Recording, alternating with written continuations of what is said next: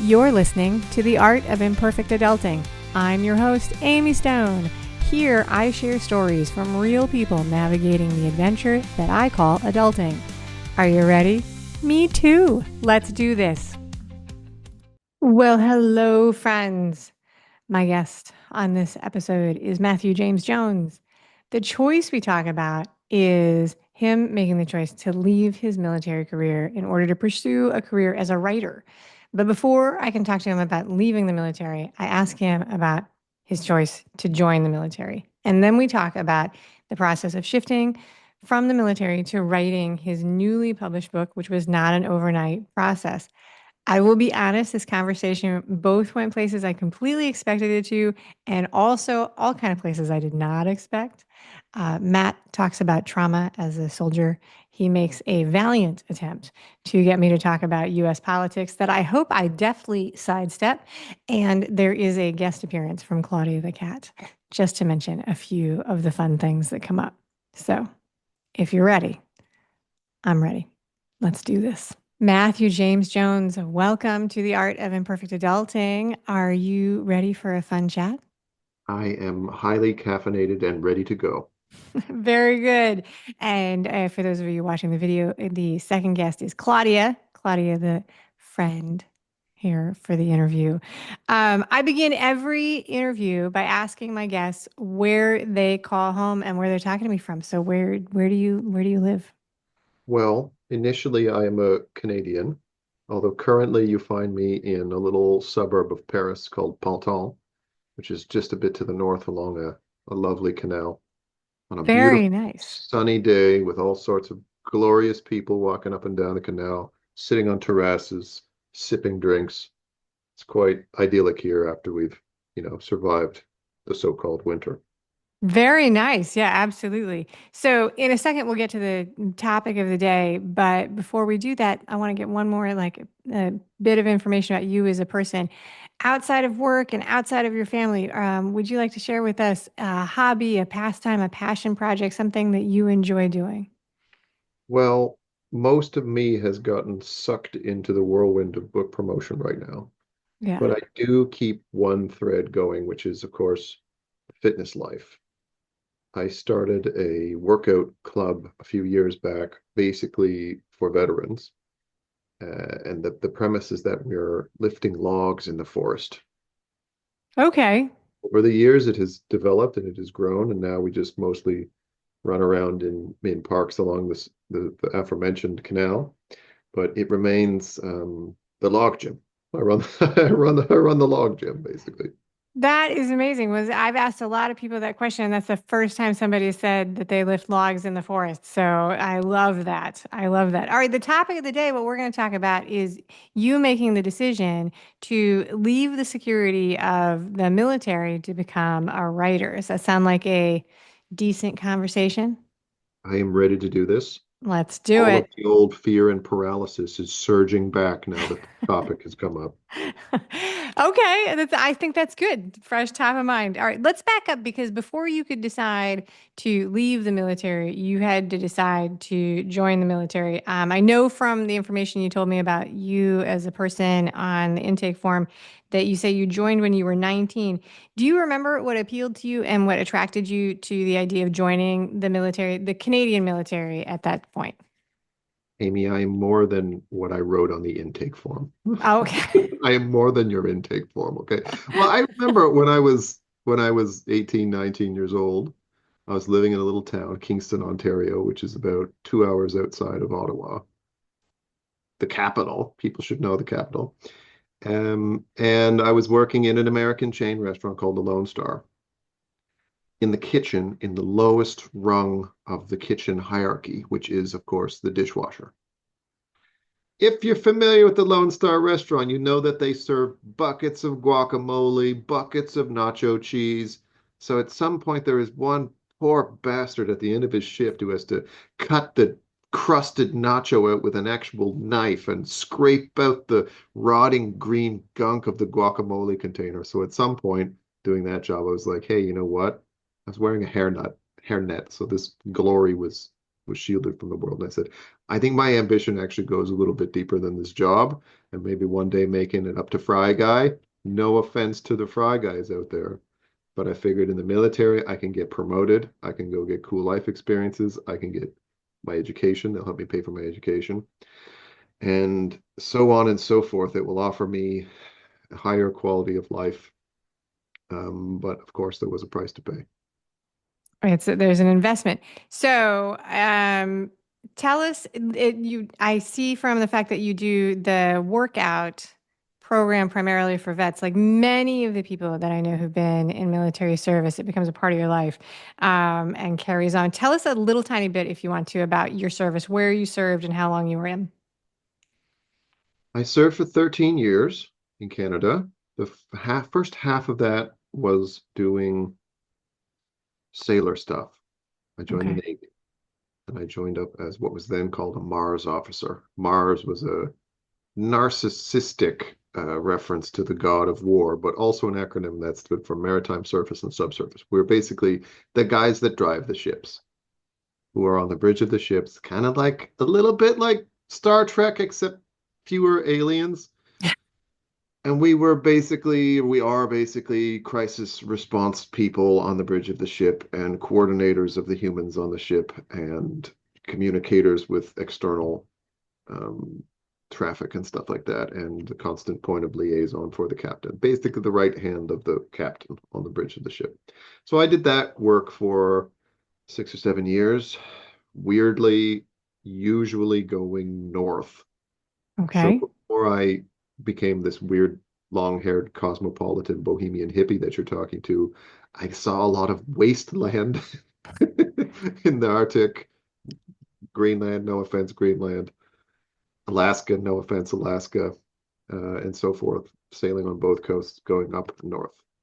Transitional time in my career began when I started working in military headquarters, particularly in Ottawa. They figured out that I could write, so they enjoyed throwing all kinds of little writing projects. I became the personal aide slash editor slash ass wiper of various high ranking officials. And eventually I started working in, what's that grimace? No, I have no Sometimes you grimace. No sometimes you grimace. gotta wipe an ass, Amy. And then I started working in operation centers, which are like, I don't know, dispatch centers, equivalent of dispatch centers in a civilian world. And it was in that context that I eventually deployed to Afghanistan in 2010. And I served there for a year and came back about 10,000 years older. That's when I went back to school. I did a few more projects with the military, including developing a fair amount of drone warfare doctrine slash training. And then I did one extremely long pseudo professional rucksack march called the Nijmegen March, which is 160 kilometers over 4 days before I officially retired from the military and began my travels. All right. Very, very good. So they found out you could write while you were in the military. How long have you felt like you wanted to be a writer, or is this something that you've known for a long time? Really, if I was to go back and ask the high school version or the middle school version of you if you wanted to be a writer when you grew up, would you have said yes, or what would you have said you wanted to do? I would have definitely said yes. I think in high school, when I look back on my high school yearbook, which I never do, but it would say I think I was voted the most likely to write a book one day. Oh, And really? Okay. when I was like 13 years old, I won my first writing contest. It was a story about a kid who burns down the school naturally. And the writing was always on the wall that I was good at this one thing. But just because you're good at one thing doesn't mean there's a career in it. That's true. You kind of have to have a base and a voice and people who will buy your book and be chosen by publishers and be chosen by editors and learn the ropes. So when you're 20, it's pretty terrifying, I think, to jump directly into a creative career. Unless you get into the right MFA program and then you meet the right nerds who have the right connections. But people don't actually like me in that way, you know. I have to like work at developing relationships with people. It just doesn't fall into my outstretched hand like an apple. And Uh, at the same time, it's like it's nice when writers have gone and done something. Yeah. No, of course. It's writing a book is one of those things. So many people say they want to do it. I read something a couple months ago that 8 out of 10 adults, if you surveyed them if they wanted to write a book, they say yes, but not everybody does it, right? So you're in the military for 13 years, pretty long time. So you wanted to be a writer from a very early age. When you left the military after 13 years, did you jump straight into writing? Was that when you were able to do it, or was there something else that you did as sort of a bridge before you were writing? Yeah, fair enough. I'd say about the riddle of everyone wanting to write a book. There is some kind of like narcissistic fantasy about writing the book where you're like, and all the attention will be on me and it will be glorious. The actual reality, as I mentioned a bit before we turned on the recording, it's like a grueling, lonely process. And it's like learning to play the piano, and you got to go spend 7 years by yourself learning all the chords and grinding your chords. And then finally you accumulate the skills and you start to get publications and stuff like that. And then at some point along your writing career, you realize the only way that this job and this vocation is going to be satisfying and fulfilling is if I write a book that's actually bigger than my own ego. So you actually have to kind of crush slash squash the ego on the very journey that perhaps you began as an ego trip. So I think it's important to write a book that's like bigger than you. That's where themes come in. You want to hold on to those important themes. So when I left the military, I immediately became a unemployed guy with a undergrad and a master's in literature.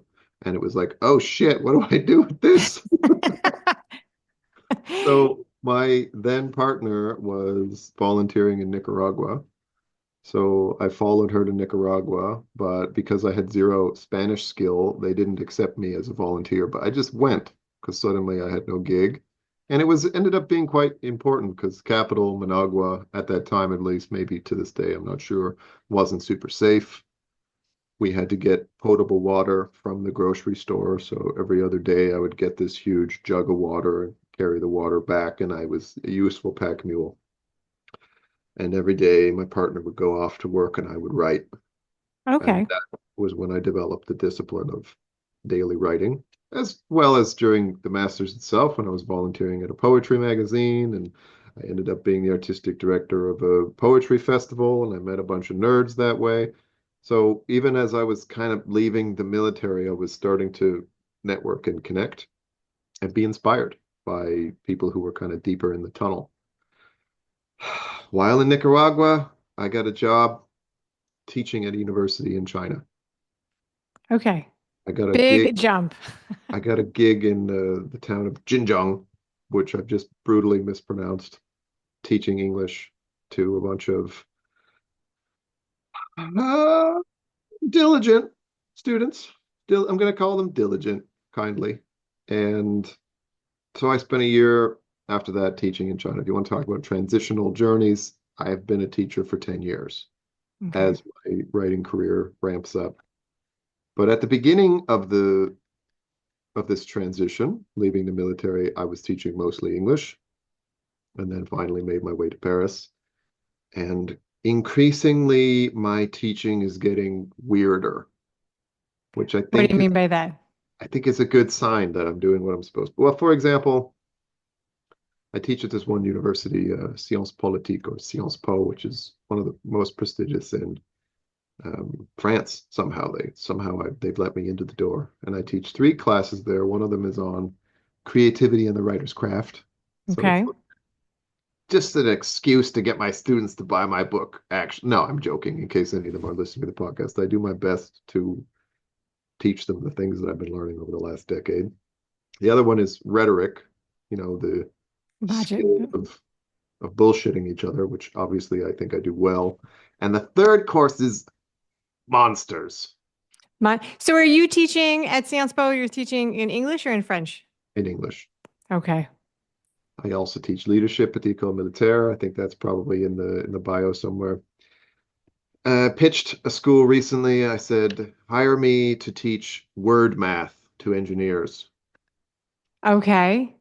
we'll do advanced grammar, we'll make it nerdy, and I'll trick them into doing poetry at the end. I've done a lot of public speaking stuff, and I said, okay, I will even teach low-level English students, and we'll call the course Pirates. Day one, you roll your character, you character generate your pirate, and then every week I'll just come in with a different pirate adventure, and I won't even pretend to teach them English. We'll just do pirate adventures, and by the end they'll be like, "Oh shit, now I'm fluent. How did that happen?" I'll just again trick them into learning English through a pirate journey. Very good. So the students that you're teaching in English now, are they French students who speak English or are they international students? A combination, A combination? Okay. largely French, but also some internationals. Okay. Yeah. No, just curious. Not on topic, but I was just curious. So all right. So you knew that you wanted to be a writer when you left the military. You describe it as being the precarious career of being a writer, which I think you've sort of fleshed out on already, that you have all these teaching gigs while you're also writing. Before you did this, before you left the military and went on to just really boldly with your master's degree in literature and your experience in a poetry festival, what were your fears and concerns about making this leap, or did you not have any? Well, going from a job with let's call it a fat pension, Okay. medical coverage, Sure. dental plan, and career advancement, the same things that drew me into the military in the first place, in my position of precarity, scraping out the nacho cheese, were the things that made it difficult to leave. I think the military can kind of become a second adolescence for people, particularly if they're a bit messed up, if they've got some trauma or whatever that they're carrying around, and they don't actually need to leap forward into adulthood. They can just have a new angrier mom and dad who they'll call like the sergeant and the captain or whatever.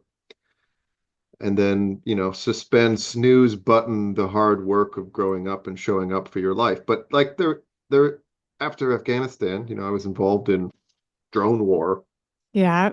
So there became a moment of like the price is actually pretty high. And there's a good chance I wasn't actually, put on this earth to be a human weapon. There's a good Yeah. chance that my creativity is not for hurting people. And indeed, I'm perhaps better suited for communicating, reaching, helping, healing instead of, rationalized, justified, codified murder. And that is how, so that was the equation going on in your head where, one became clearly motivation to make the change. So, Well, when I came home from Afghanistan, having spent a year watching super violence, turbo right, violence, active war. Yeah. and it's a new kind of form of warfare where all of the images of the killing can get like filtered back into one central node. And so by the time I was going home, the first few months, particularly when I was back in Canada, every time I closed my eyes, the video, this like montage of people blowing up would just be playing in my head. And I But would it have wasn't a movie, it was stuff you had actually seen. very intense flashbacks even when I was going back to school. I remember one professor was writing on the board and the chalk broke, and I had a flashback of seeing someone like holding their own intestines, and I was just like in the moment, in the class, back in the war, and I think I had just reached a limit. I think Yeah. each of us has a limit of how much, violence and poison we're willing to put into our heads. I think military and perhaps the culture of being a dude is really good at telling us our feelings don't exist or our feelings don't matter, but they seem to catch up with us. They seem to catch up with us and let us know when something's broken. Yeah, no, well, I mean, trauma is a popular word in 2025, but the most defined example of it is the experience of the soldier in both ways, how to, prepare people to go against their instincts. Like your instinct would be to run away from violence, but how to charge in, how to keep going when you don't want to be there. And then the second part, which is less, but hopefully becoming more, which is how to help people reacclimate when they've experienced something so overwhelming.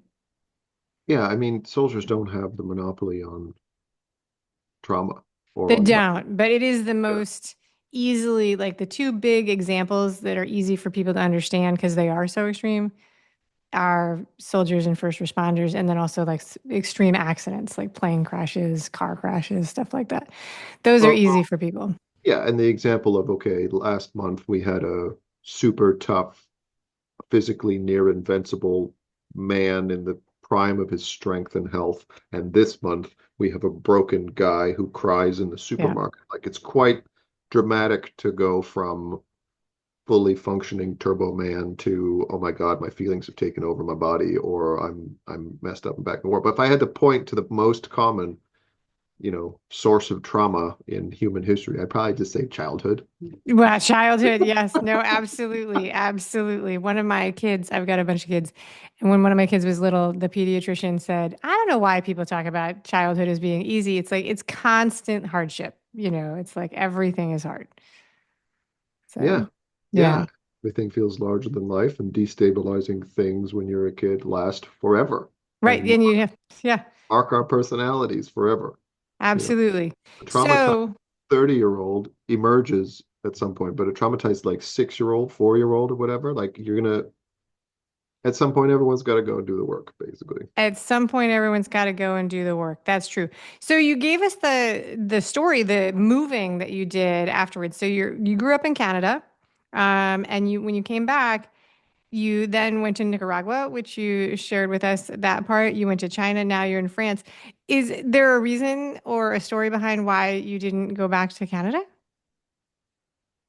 Well, there was a series of cliches. Okay. Sometimes that's all we have. There's a series of cliches. The first one being the cliche of Paris and love. Yeah. Here with my ex, and she kind of had the dream job, and that kept us here for a long time. And then after that, I transitioned, or we broke up, and I stayed with the second cliche, which is the cliche of Paris as this hub of the artistic life, Oh, which, I love it. Okay. which of course it is. So I was enmeshed, or I felt enmeshed. Perhaps I'm still enmeshed in these, you know, culture, cheese, champagne, beautiful bohemian hangouts, parties, clever people, banter, delicious, riding home on your rented bicycle at 3 in the morning, too drunk to stay on the road. Like there was a certain magic to Paris. And the thing, it's like I'm not making this up either. Like the cliche of the art life in Paris is quite real. But then at a certain point, I've withdrawn somewhat, not completely, from the art life in order to focus on my actual projects and being a writer and being an independent person who makes money and teaches and lives and is an enthusiastic cat dad. And now I think I'm here because over the last 8 years, the people have become another family to me. Best place to be there. Best Growing up, reason. growing up, things were tenuous. Things were kind of fragile in the family. So I learned to imprint onto friend groups and treat friends as family. And I try to go home every year back to Canada to stay invested in those family/friends as well. But it is hard to stand in two worlds. Sure. No, absolutely. Paris is one of the world's greatest cities. I think it's on every list of top cities in the world. And so I don't know. I don't know that you would have had to give me too much of a sales pitch for why you choose to live in Paris, but it is always curious when people don't move home. So now, when did you start writing the book that is out now? You have a book out, and so I think this is your first book.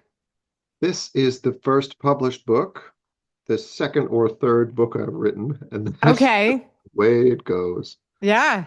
So when I was in China, I was working on my first book, and then I spent maybe a year or two editing it and polishing it. And then I started working on this Predators, Reapers, and Deadlier Creatures, then called simply Drones. Although drones, the word changed and it became a children's toy that I see in the park. I'm like, ah! Oh, it's just the modern kite now. But Yeah. in those days, the drone was an armed drone, or it was for me. So then I'd say I worked on it for a good like 4 years. I've done more than 10 drafts. I've had about 15 editors work on this thing. I got a grant from the Canada Art Council at one point, so allowing me to pay a bunch of editors to help me. Ran it through many, many, many hours of workshopping. Got an agent, got some edits, lost the agent, got another agent, got some more edits, got a publishing house, lost the publishing house, got a new publishing house. Just like the writing was years, and then the getting of the publication has been a stormy roller coaster, up and down, wild ride I of believe it. resilience and pure human stubbornness.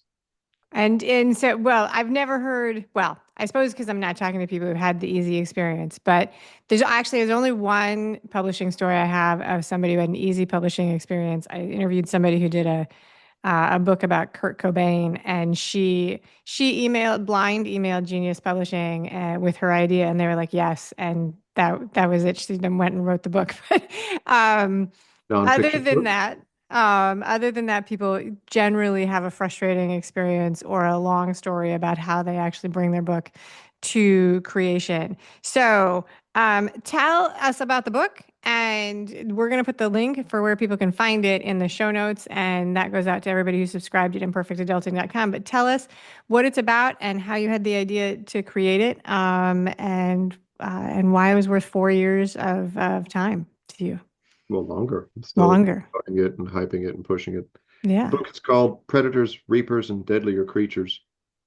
The simplest pitch I can give it is that it's about a drone operator in Afghanistan who doesn't want to kill. Along the path, he falls in love with his boss, which is a taboo relationship. The base is stalked by a taser rapist who preys on men. Underneath the barracks, the narrator discovers a gentle, kind-hearted, but brutish Sasquatch, and they develop a bizarre friendship. Is it real? Is the narrator losing his mind? We have no idea. So This it's like it's fiction, and it sounds like a tiny bit of like I don't know, like so suspense or mystery or fantasy. How do you describe it? I would describe it as a magic realism. I would Okay. describe it as a fusion of a hard-nosed war story and a surrealistic critique and lampooning.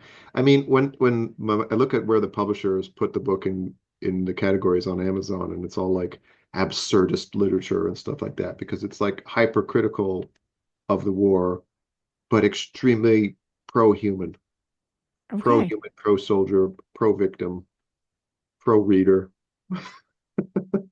If you like, I can read you a spicy excerpt. Sure, let's do it.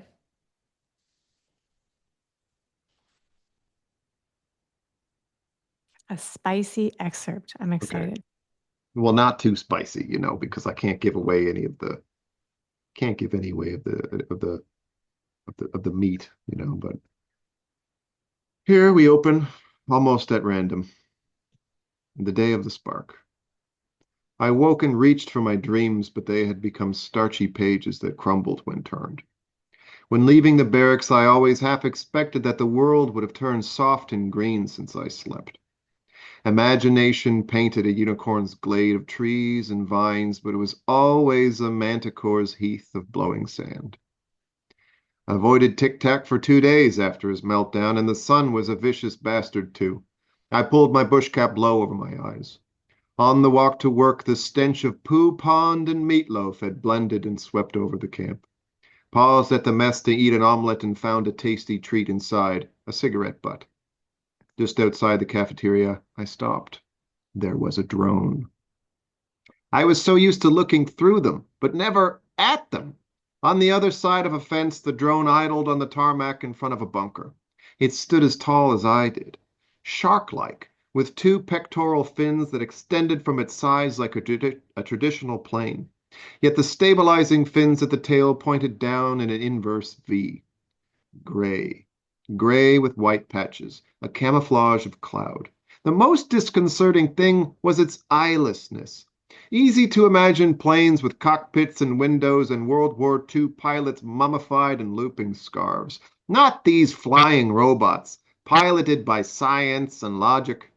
The drone seemed to have a face, but without eyes, it was blank, expressionless. Instead, it saw through hypersensitive nodes on the back of its neck and chin.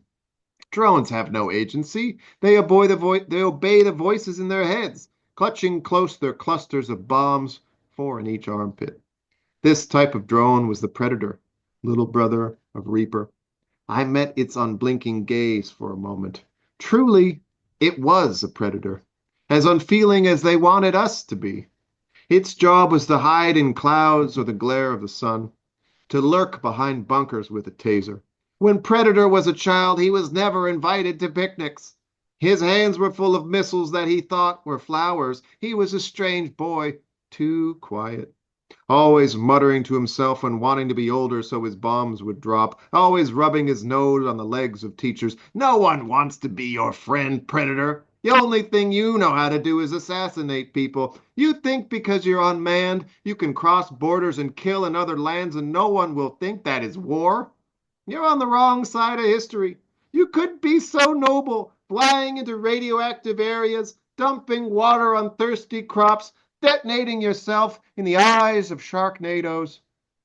But you were seized early by powerful men and made a weapon, same as the rest of us. Very nice. I like the Sharknado reference.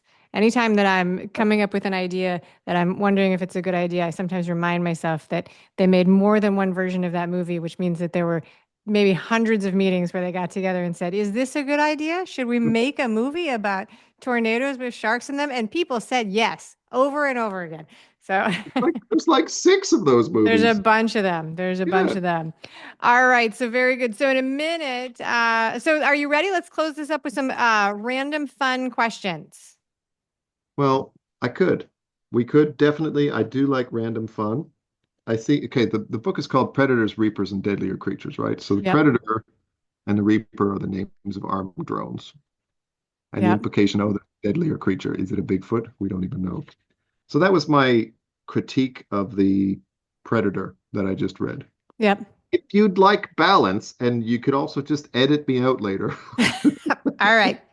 I could read the Sure. Reaper Let's do it. intro, Let's do it. and then bring on your bizarre questions, the All right. weird. They're not so bizarre. They're just random. Okay. But yes, let's hear from the Reaper. The first day of the fighting season started typically. I left the dining facility with heartburn and the taste of cigarette butts in my mouth. I had only eaten cucumbers.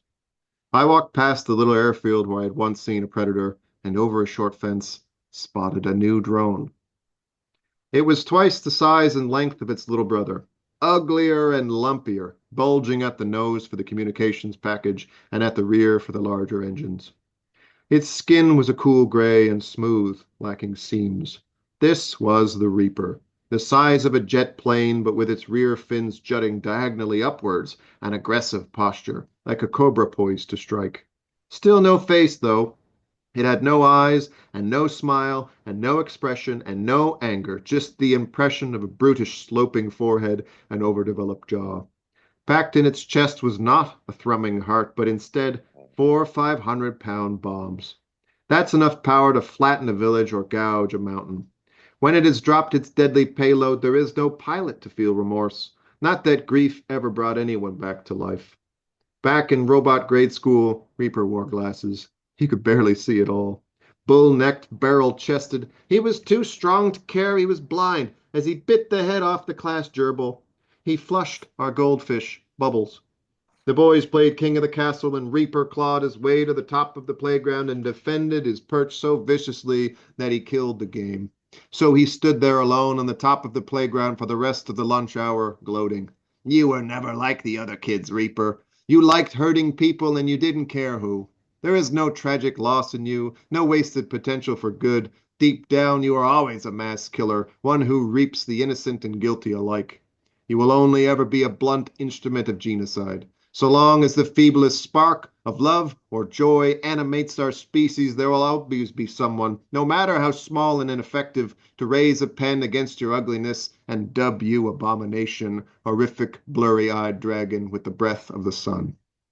And so I spat the taste of cucumbers and cigarette butts directly at the eyeless face, watched the fluid trickle, run down, drip, Fuck you, Reaper. I'm never going to be like you. I live for a future where you are scrapped in endless fields of waste and rust, an airplane graveyard of tangled wings. I will fucking dance when the last of you is slain. All right. Part of So the I message. know you're in the throes of promoting this book, but I'm curious whether or not you have other book ideas and story ideas bouncing around in your head. And I'm sure you do because you're a writer. But do you think that you'll stay in this theme of military drone warfare type stories? I think the only way I would write another war book, like a full war book like this, would be if there was some kind of extremely generous offer. Okay, so you think this is it on this topic? I just it just broke my heart multiple times writing the book and dug open things that maybe I needed to dig open, but at the same time I deserve some peace like everybody else. Yeah, so did you start this based on you started this based on personal experience and your knowledge in the area. Was it helpful or just torturous to go through this plot line and see and this kind of thing given the fact that you were this is what you did for such a long time? Well, because it's a fusion of reality and surrealism, because I could put in hilarious characters, because I'm a jokester, as you can see talking to me, Yeah. I did have a lot of fun when writing it as well. Okay. Or every time I made myself cry, I made myself laugh. And I think because I'm a weird little empath who's seen too much, a lot of that goes into the book. That But is I do have other ideas. Okay, so I've been teaching at this the School of War, the École Militaire in Paris for like 5 years now. I've been teaching these hardened soldiers because I mentioned standing in two worlds, and now I stand in the civilian and the military world all the time too. And partly having gone down, the PTSD journey and gone and gotten all the therapy and written through all of my experiences and stuff, and then seeing these guys who are still in it, I've become the toxic man whisperer. well, because you've walked the journey. Yeah. So I think the next book will have to do with leadership and having been exposed to hundreds of these incredible leaders and personalities, and being this kind of bruised veteran guy and writer nerd encountering all of these leaders. I've sketched out the next book. I've written about 50 pages of it, but can I apply myself to it every day? No, I cannot. So it remains the next project. I think you mentioned that everybody's got trauma and everybody's got stories in the childhood. And one of the things that makes that so hard is that the people it's very hard when you're going through it to know that it's happening to you, which just means it's very important for people who've stood in both sides to help people identify the people around them who are suffering when they're suffering themselves and be the people who help them walk the next few steps. So the leadership book is probably pretty important. I think we live in a very strange time. That is definitely something we can agree on. To make the understatement of the century. And one of the things that's so fragile and messed up about our time is the lack of trust and warmth between the genders, Sure. the sexes, you and I, this conversation being quite amicable, being an exception to all of the wounds that men carry and women carry and the historical wounds that we seem to carry around and have accumulated. And I spend a lot of time thinking, how do we get through this moment of mutual resentment and move towards a world of peace? And for me, that means we need to heal men. We need to heal the brokenness of men and give them back their feelings. We also need to heal women, but Right. my mission is to heal men.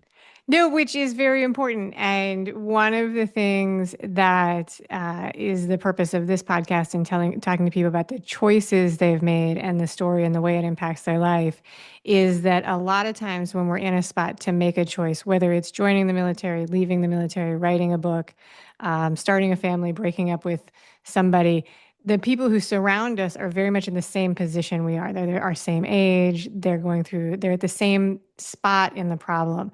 And so listening to people who can tell a story from this is why I think I did this is how this choice impacted me, these are the things, that hopefully will bridge age gaps and people will be able to hear opportunities and why it's okay to make decisions, what happens when we do these things and what the choices are as sort of, be heard and the benefit of other people's stories.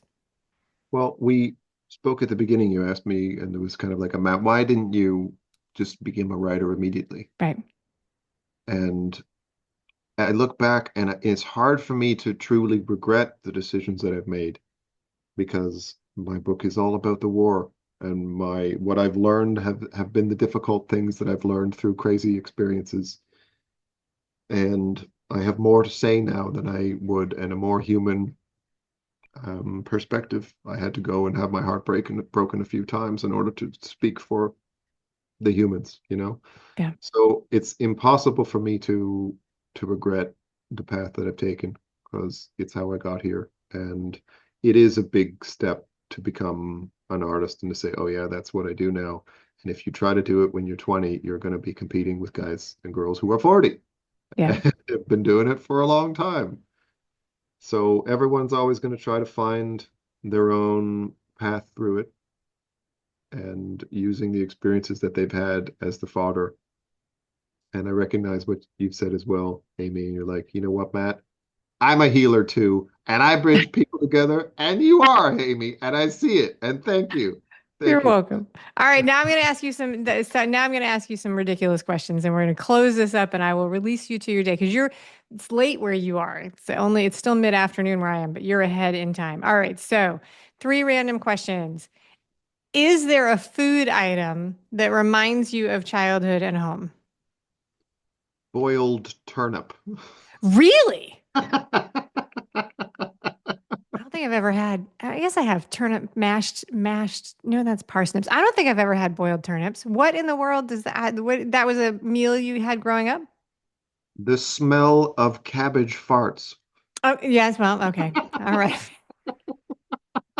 Fair enough. Everything boiled. Everything boiled. My All my right. my parents are both from Newfoundland on the east coast of Canada, which is a beautiful place where the humans are very warm.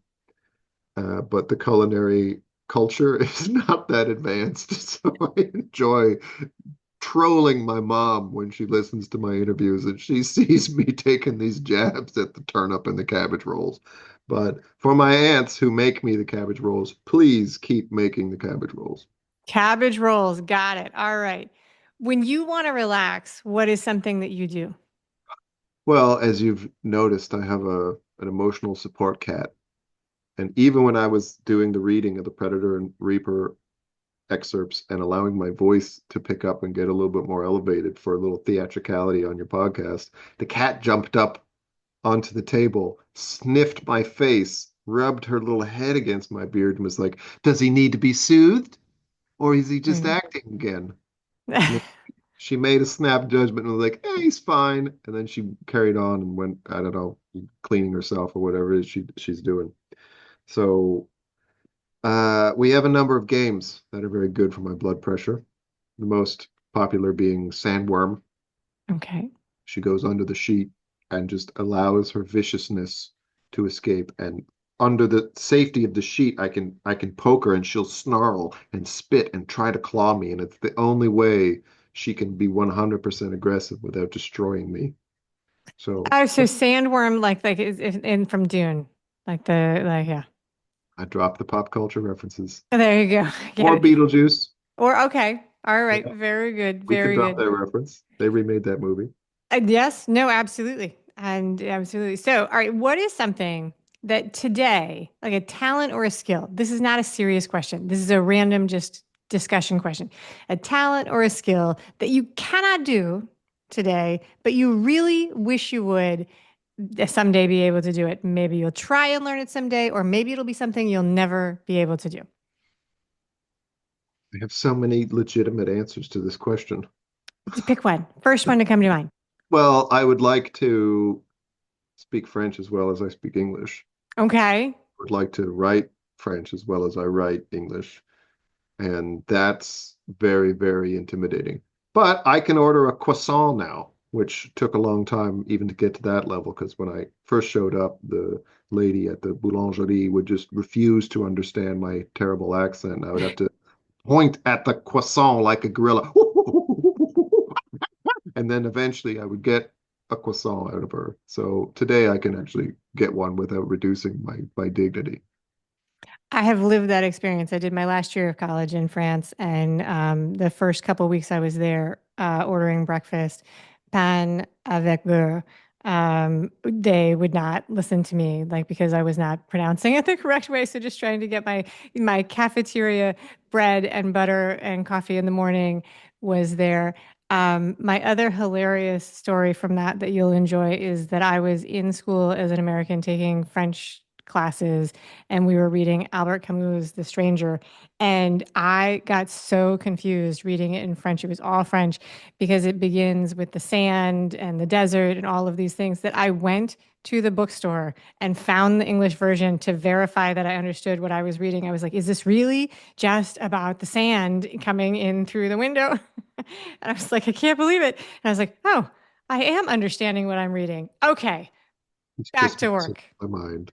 Yes, I mean, exactly. It's just absurd. And so, everywhere you go, I think we'll encounter one of the things I've discovered traveling around. You're going to encounter a kind of national ego. yeah. People are always going to be proud and thorny about certain things. I mean, we see this now with the threats to annex Canada, and Canadian nationalism is rising, and we're all just like, we're a sovereign nation. We really love being our own nation. And for some people, this is quite shocking, but it's like, no, no, no. We can be thorny and proud about who we are and, history of being there for our allies. Does Yeah. it Yeah. Yeah. hurt me personally, having served in an American war, to have, the saber being rattled to Canada? It does. It does a lot because I went and did my part and more for Oh, you, for your country. it is a very strange time to be alive in the United States, and probably everywhere, but definitely it is a peculiar time to try and read the news and figure out what is going on. But Yeah, that's it. Matthew Jones, thank you for being a wonderful guest today on the Art of Imperfect Adulting. absolute pleasure to be here, Amy. Thank you so much. Thank you for listening today. I hope that you enjoy the show. And before I go, I want to encourage you to become a bigger part of the conversation. Obviously, subscribe wherever you're listening to the show. Listen to more episodes. That'd be great. Obvi again, please write a review and tell your friends about the show. That truly is a great help for getting the show in front of new people. Okay, but more fun for you yourself, head over to imperfectadulting.com and join the email community. You'll get some free stuff right away, and that way you'll begin to get the emails about the podcast. This includes the links for the special offers from the guests, and it's the only way to get that. Also, if you aren't in the mood to listen, I actually include an article directly in those emails. Whee! Now, if you love this and you crave more time with me, Amy, as a coach, a mentor, or just adultier adult, numero uno, check out The Village. If you have a story you want to share with the listeners, I'd love to hear from you. I have an open application. Just let me know you want it. And that's a wrap for today. Until next time, remember, the journey is the destination. Ralph Waldo Emerson said that, not me. Well, until just now, I did just say it. But what I want you to hear today is that if your adulting journey isn't going the way you expected, that may not mean that you're lost. It may just mean that you're on your way. This is Amy Stone, signing off. The Imperfect Adulting podcast is created and produced by Amy Stone and Amy Says So.